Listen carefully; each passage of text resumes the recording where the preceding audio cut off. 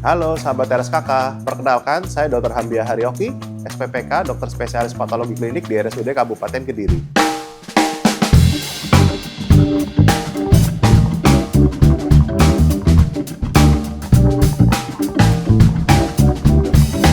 Dalam rangka memperingati Hari Donor Darah Sedunia yang jatuh pada tanggal 14 Juni, saya ingin mengajak sahabat RSKK untuk lebih mengenal akan pentingnya donor darah sebagai bentuk kepedulian dan kontribusi nyata dalam menyelamatkan sesama.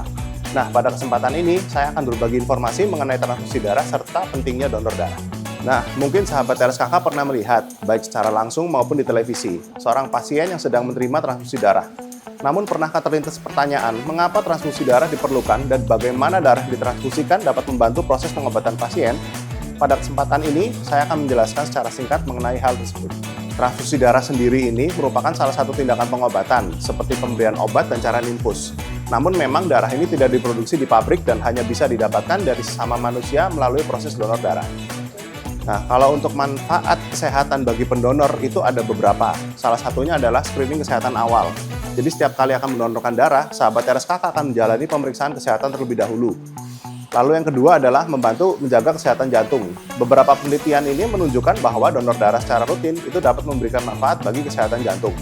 Lalu yang ketiga adalah merangsang pembentukan sel darah merah yang baru. Nah, setelah donor darah, tubuh itu akan dipaksa untuk menggantikan sel-sel darah yang telah didonorkan dengan memproduksi sel darah merah yang baru. Jadi secara umum, syarat untuk mendonorkan darah itu adalah yang pertama, berusia 17-60 tahun dan memiliki berat badan 45 kg minimal. Lalu yang kedua adalah memiliki kadar hemoglobin 12,5-17 gram per desiliter. Lalu tanda-tanda vital secara umum baik dan juga keadaan umum baik. Lalu yang ketiga adalah kondisi cukup istirahat, jadi cukup tidur dan telah mengkonsumsi cairan yang cukup sebelum melakukan donor darah. Nah, untuk mendonor yang pernah mendonorkan darah sebelumnya, itu jarak minimal antara donor pertama dan donor yang akan dilakukan sekarang itu adalah 60 hari minimal, jadi kurang lebih 2 bulan sejak donor terakhir. Dan maksimal itu dapat dilakukan 5 kali per tahun. Nah, jadi tunggu apa lagi? Bagi sahabat RSKK yang memenuhi persyaratan, mari ikut berpartisipasi dengan mendonorkan darah di UDD atau unit donor darah PMI terdekat sahabat RSKK. Nah, seluruh proses donor darah telah dipersiapkan dan diawasi secara ketat oleh tenaga kesehatan yang terlatih untuk memastikan keamanan dan kenyamanan pendonor maupun penerima darah. Satu kantong darah yang Anda donorkan dapat memberikan harapan dan membantu menyelamatkan nyawa pasien yang membutuhkan. Donor darah bukan hanya bermanfaat bagi menerima, tetapi juga memberikan manfaat bagi kesehatan pendonornya sendiri.